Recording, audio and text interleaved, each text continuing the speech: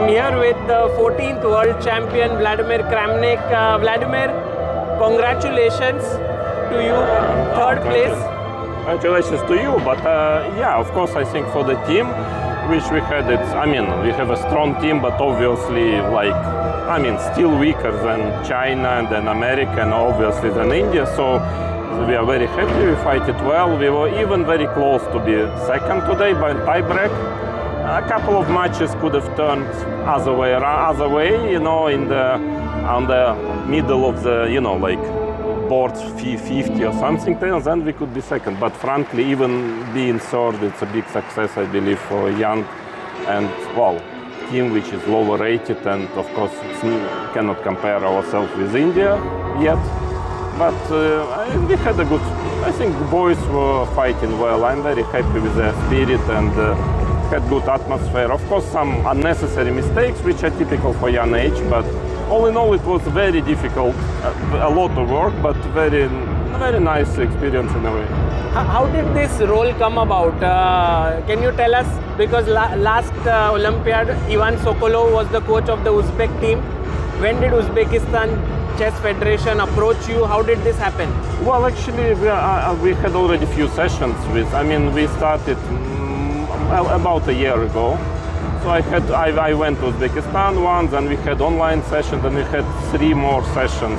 So we are working constantly, and then just before this Olympiad we had a session together, and finally, first time I saw them in action, so to say. You have played a role in the development of most of the young talents. For example, the Indian team, which has done well now, Gukesh, Pragg, Arjun. Yeah, but my role was not that big, but still, and they would probably do well without me as well. But anyways, yes, I have experience and so on, and I like to help talented kids, and of course, also in Uzbekistan, the very talented Nadirbek is very, very strong player. I'm very impressed by his level. Talking to him, analyzing with him, I see that it's a very, very top player. So, and the young guys, it's very interesting. I like talented young chess players to give what I can give. Yes, Nadirbek, who is now world number 6, is an amazing player. What did you feel, working with him, and also maybe comparing him with, let's say, Gukesh or Pragg or Arjun, whom you have worked with before? Well, with your guys, I worked when they were younger, yes, so it's difficult. But you are following their growth. Yeah, no, of course, yeah. But one thing in common, of course, I wouldn't go into details because it's kind of private, yeah, but one thing in common that, of course, they're already top players, and they're very, very, they're going to stay there for a very long time. They really belong there. I can see, for example, Nadirbek now, when we discuss, analyze, I see he is a top level. Yeah, we speak same language. Okay, I'm not top as a player, but my understanding maybe is still good. But we speak the same language. Yeah. So, and this is a kind of indication of this guy is really there. Yeah, and so that is in common that you can see now. What actually I was telling you a few years ago. In a few years, yeah, the top 10 will change, and you can see it is now. Already happening. Yeah, it's already there, and it's not only by rating, but it's by strength. These are the best players in the world now, yeah, and so it's very interesting. And now there will be new derbies, new generation fights. Of course, still there are Caruana, some strong players who have that gem, but slowly this will be for next. And the level tells that it will be next maybe 10-20 years. But Magnus still stands Of course, strong. no. Obviously, this level people, yeah, but there are less and less of them, which is normal process. But of course, with Nadirbek, I was impressed. Not more than with your guys, of course, but since I worked with, it's really, really, really good. Are you surprised with the trajectory of Gukesh, who won the candidates and is now playing for the World Championship? Also, here he played a very nice game with Wei. Overall, he is looking very strong. No, of course, he's very strong. Yeah, frankly, I didn't look that much at the game. Very briefly when I was walking around, so I didn't analyze games. But obviously, when you have such a result, you must be very strong. Yeah, so.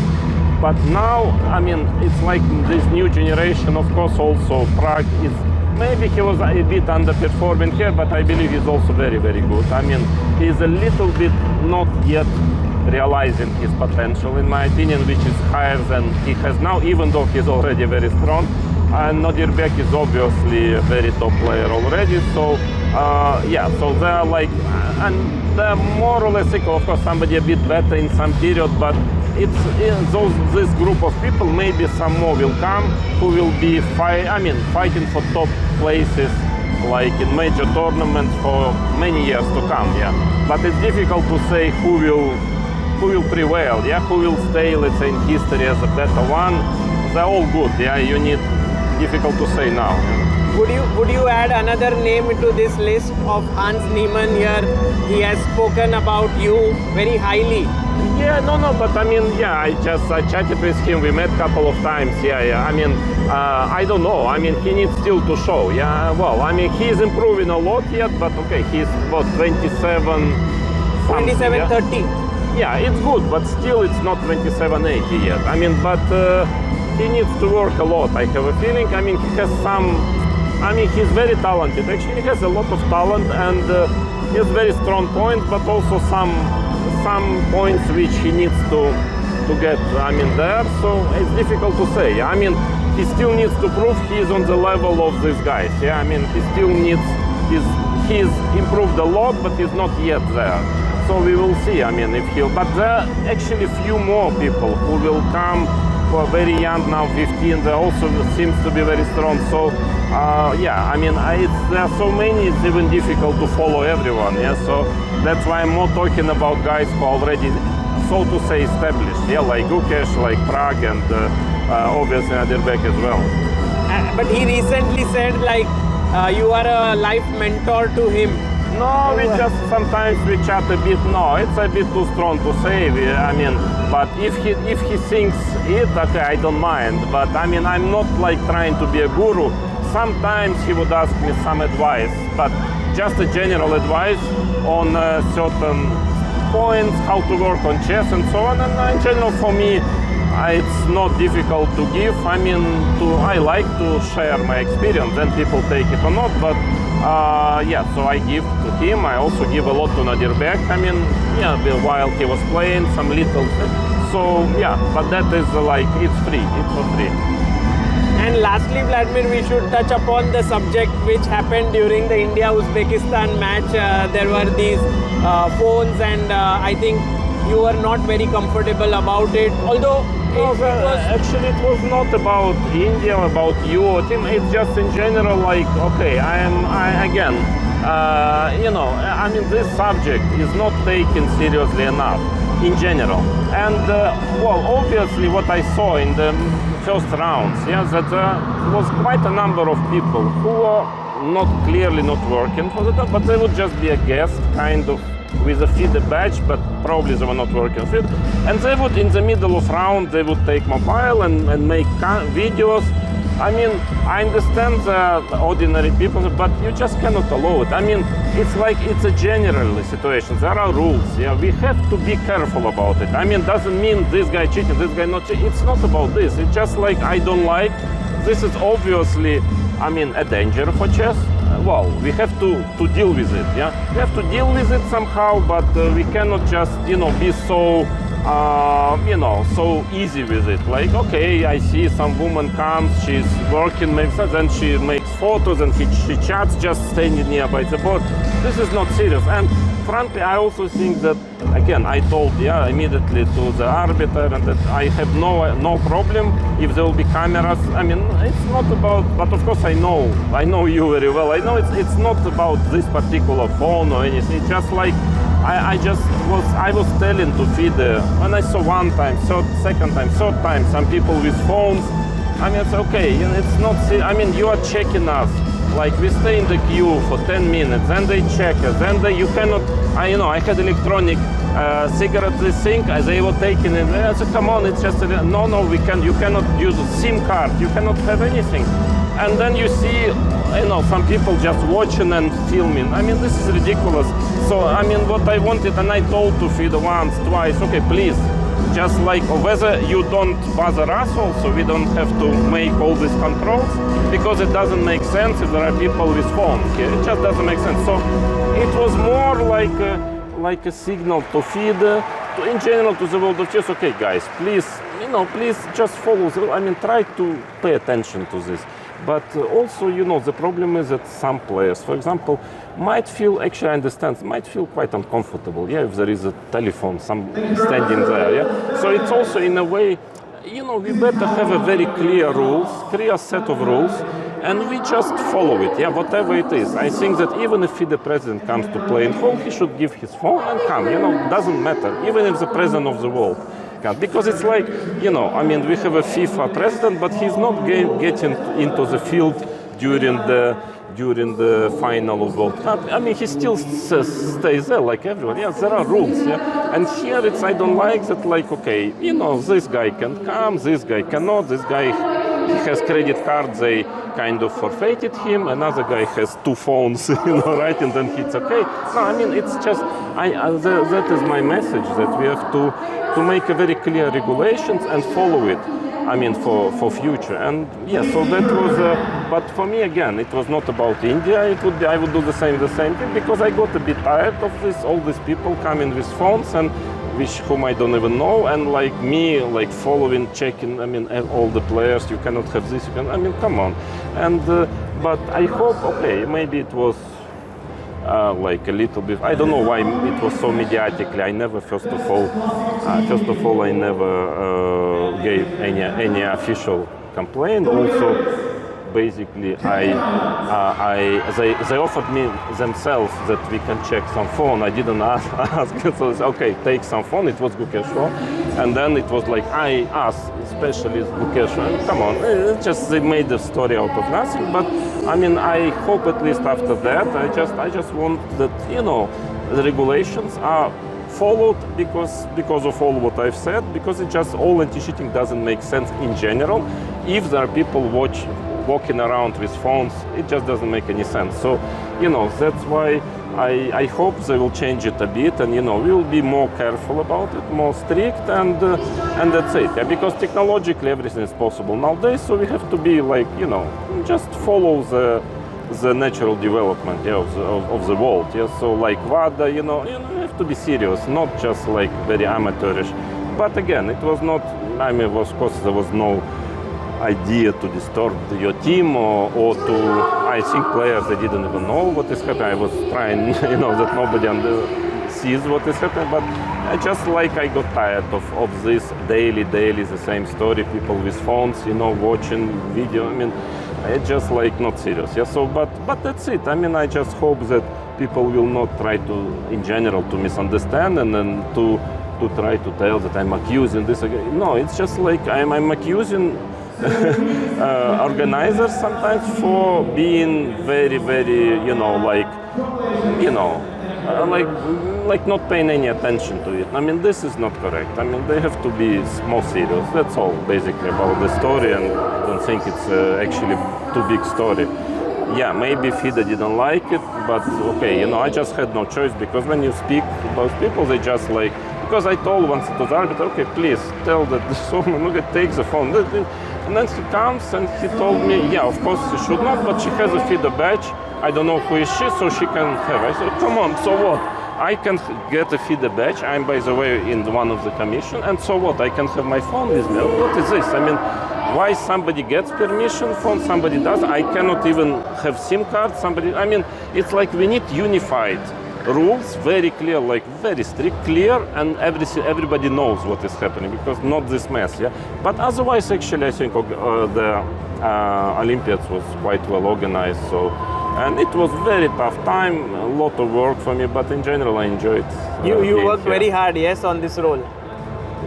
Well, I do when I do, So, and since we had tough matches, we played with many strong teams, and sometimes I had to prepare 3 guys actually. I mean, like in one evening and morning and night. So yeah, some nights, I mean, last 3 nights I slept 3-4 hours each night, not more. So yeah, I think I will have a good sleep tonight. And Vladimir, you when you train, you add so much value to the youngsters, their understanding and so on. But of late, let's say a lot of news is coming about cheating, and you are in a lot of these discussions and conversations. Do you find it comfortable to be in that space? Because or is it something that you don't like? What is your feeling? Because I feel like you are a former world champion, one of the greatest players of the sport, and everyone respects you immensely. But of late, there are so many news that are. Well, I mean, I action meets counteraction, yes, as they say. So I know that it's not funny for me. I mean, I don't do it for any profit. I'm not enjoying it. I just believe. I mean, and it's not my belief. We have groups of mathematicians. I mean, I know much more than people know, and mathematics, statistics. I know it's happening. I know it's also very rarely, but happening OTB as well, and much less rarely as chess.com or others pretend it happens online. So it's like, I mean, it's a danger to ruin the game in general. And I see that what I don't like, and that's why I'm just very consistent. I want people to start doing something about it, like trying to check, trying to have serious, because everybody is now, not everybody, but majority is just trying like, okay, we don't want this. No, we don't want to check the results of this guy because, he's play whatever, yes, some international master who suddenly plays like Magnus Carlsen. Because, no, he cannot be cheating, but in reality, I don't want, because I'm afraid to find something. Yeah? I mean, this kind of thing, I think it's a danger. I mean, we really, and it's not about banning this guy or, we just have to understand it's not going to get out. It's going to stay. It's like doping. It's there. Yeah, nothing you can do. Earlier, you start to have very serious rule, very serious anti-cheating, very serious mathematical calculation, I mean, and so on, like a serious structure which is going to work on it and really try to protect the integrity of sport. I mean, better it is. And I'm very, very actually, I mean, sad that most of people take it lightly, like as if, okay, maybe he cheats. I mean, some guy, yeah, maybe not. Okay, after all, okay. No, I'm sorry. No, it's a very principal question. I mean, cheating cannot be, because the whole sport makes no sense anymore, yeah, if there is cheat. So that is why I just want, okay, even with a certain, okay, a lot of people right now, I don't really care, I mean, as you know me, I never cared about image or whatever. This is the price is too high to care about image. I mean, I hope my work will help to move things, that, maybe finally we have a kind of chess VADA one day that will be serious, not like here. It's just like, people avoid coming with phones. I mean, like, I don't know, and all these things. And then my work will be done. I mean, and image or not image, okay, I mean, unfortunately, there are some forces who are fighting against me, against this, but it's okay. It's okay. I mean, once I see that it starts to move, in the right direction, I would stop doing it, because, so that's it. No, it's okay. It's fine. I mean, I'm not enjoying it, but I believe it's an important thing to do. Somebody has to do it. Nobody wants to do it. Quite some people, I can tell you, I would say share my opinion at least in a way, or almost fully. Some people in the world of chess, some big famous names, and not one. But nobody wants to talk about it. And okay, I'm like, well, I have nothing to lose. I don't care, yeah? So I in a way, I'm trying to be the front man. Like, okay, I throw myself under the fire. Okay, they shoot me, but the bullets are plastic, yeah? They don't harm me. They think it harms me, they don't. But then maybe finally something will come out already, serious, structurized, with it. We are, by the way, doing also something quite serious now, kind of new generation anti-cheating system. So, okay, I think it has to be done simply. Somebody has to care about something, has to do it, and doing it, you will get a lot of critics. I'm the best person. I'm crazy. I'm paranoid. I'm the best person, you know. Just criticize me more. No. I'm what else? I don't know whom else I'm not. So yeah. So it's fine. It's all, you know. When you get like 100 bullets into your body already, 110 doesn't change any. 10 more, you know. Who cares? No, I'm half joking, of course, but I really believe has to be done really. If you want to just to save chess in the integrity of chess for the many years to come. Technologies are improving. We have to adjust, yeah. So and yeah, that's it.